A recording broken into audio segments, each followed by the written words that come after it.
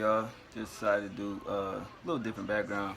I'm sitting in the living room, still listening to the album or whatever, but I've heard it since it dropped at 8 something last night. And the funniest shit was people went straight to review it. And it's just like, you know what I'm saying? That was kind of crazy. But starting off with Keep the Family Close. That was different for me. I didn't really expect an intro like that because Drake always comes with those dope ass intros, and this was a good one. It just threw me off. It was kind of different. It was relatable. It was harmonizing. He talked about a lot of things that I said he would talked about when I did like my little talk about the album before it comes out. You know what I mean? He actually talked about him, his family. If you listen close.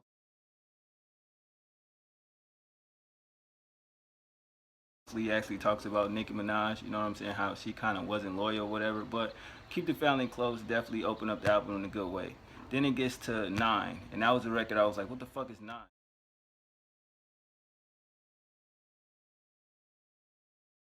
So a 6 turned upside down, a 6 now turns to a 9. And that was cool. I definitely enjoyed it. I enjoyed the background vocals, the production. Um, the honesty about himself, and throughout this album you definitely feel like he gave you himself. He had a lot of clever lines in this record. The hook was cool as hell as well, and the end of the song to me was the best part. So I'm like, damn, he 2 for 2.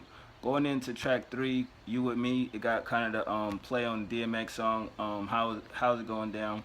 Got DMX vocals opening the record. Then you got the sample from Faith Evans or whatever. It's another female oriented record, but I thought it was dope. You know what I mean? He actually used the verse from Views, the song that was on the internet, and in the middle of the record, got a sample. We're talking about exes.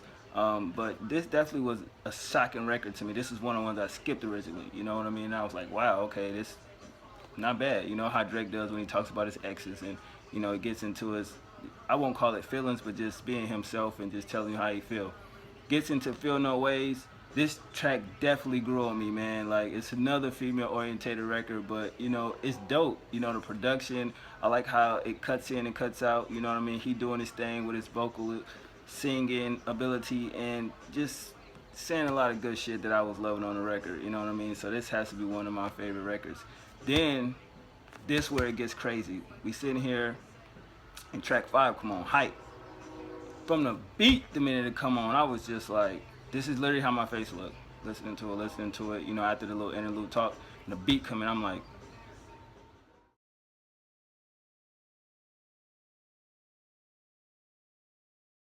bruh, like he went in on that shit. You know what I mean? He took a shot at someone. I'ma say DJ Drama, the whole enemy line and shit like that. But this shit was crazy. Production. This is the Drake that I was like, yes, finally we getting what the fuck I came for. You know what I'm saying? Pause on that. But yeah, this Hype record, dope as fuck. I've been playing this shit all day. This shit been on loop. I know I'm driving the neighbors crazy. Then again to track 6, Western Road Flows. This is what I thought it'd be. Drake on his reminiscent shit, you know what I mean, over the smooth beat. I did say that, I called that. The beat is mellow, got a smoothness to it, you know what I mean? It's just dope. Him reminiscing. I won't compare this song to any other records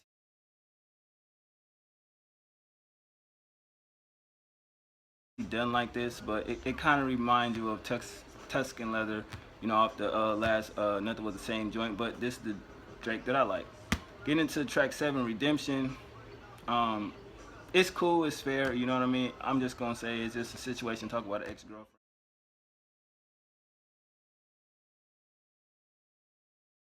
It's solid. Definitely you gotta listen to it more than once to fuck with it, but it's solid, you know what I mean? Getting into With You featuring Party Next Door, another record where I was up and down on, like, man, I don't know about this shit. But the more I listened to it, you know what I mean, played it out loud, played it in the headphones, and I'm like, okay, I can fuck with this record, you know what I'm saying? Kind of got that island Jamaican vibe to it. Definitely go crazy in the clubs, definitely a summer record.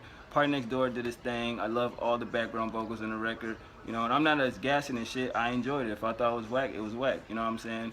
Moving into Faithful, which I thought was cool, but yet he added, I don't know how you say this guy's name, Divison, I guess that's how you say his name.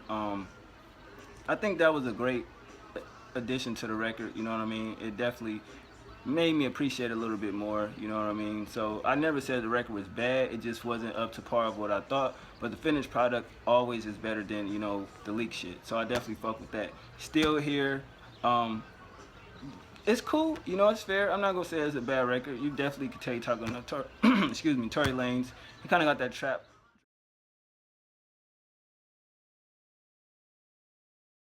Drake vibe flow going on. You know, lyrics are decent. The beat was good as well. We already know about the production, but this kind of the ones that a lot of y'all probably could say, it's alright. It ain't the best. You know what I'm saying? But for me, the first 10 records is a go. Now we get into 11, 12. Control and One Dance. You already know how I feel about those. Getting into Grammys featuring Future. Now, in my personal opinion, it's a dope record, and I'm gonna say the same shit I told my girl. He didn't need Future on this record.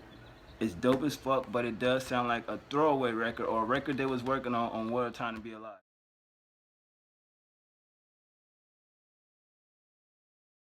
That's just my personal opinion. Future was solid. Okay, we can agree to that. He finally was rapping and he sounded coherent where he wasn't mumbling and shit. It is a good record, but I still feel like he didn't need him on that record. You know what I'm saying? That's just my personal opinion. Going into track 14, which is Child's Play. I didn't know what the fuck to expect from this shit, but it's dope. You know what I mean? Situation with a chick, and I thought he was gonna like sing, but he kind of rapped on it. And I was shocked, like, oh shit, the production with the sample was crazy. Um, I like his flow in this one a lot. You know what I mean? And I was just like, damn, this nigga Drake, how many songs he got on this motherfucker talking about exes and shit? So at this point, I'm like, okay, he basically gave you a whole album about himself. You know what I mean? What he was going through, how he was feeling, instead of giving you an album about what the fans want, what the label want. This is just him being him. You know, so I was like, that song, it go the more you listen to it. You know what I mean? I had listened to this album at least 5 times. Going into track 15, Pop Style, we already know about that. You know what I mean? He took Jay off or whatever and Kanye off and shit like that. He actually rapped his lines or whatever the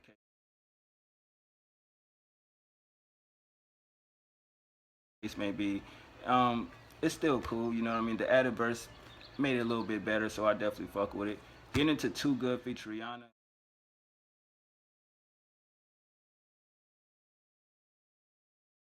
I didn't like it. You know, I just felt like it was just a leftover from Anti. Because, you know, when artists go into studios and they work on shit, y'all think this is the song that come out and they get on the radio, that's the first song they did. No, they could do up to 15 songs together and they pick one. So I just feel like this wasn't no swap. This probably was some shit he worked on. And he wanted to go on Anti, didn't go on Anti, so he put on his album. I ain't fucking with it. You know what I mean? I don't like it. Summer's Over Interlude. It's just amazing. The production, the vocals. Some people are saying it's The Weeknd, but it don't sound like The Weeknd to me. So I don't know who that is, but if it is, that shit is dope. Like, that shit is just crazy, but it ain't what I thought it would be. But other than that, it's a good record. Fire and Desire, kind of got a mellow beat to it. Definitely enjoyed the sample. You know, he actually talking to Rihanna a little bit on here. You know what I mean? If you listen to the lyrics, you know,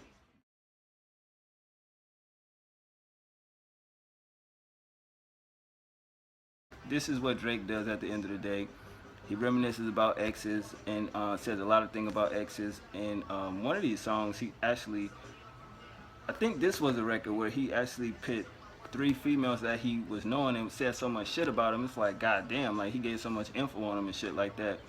But at the end of the day, Fire and Desire was a good song. I definitely like it.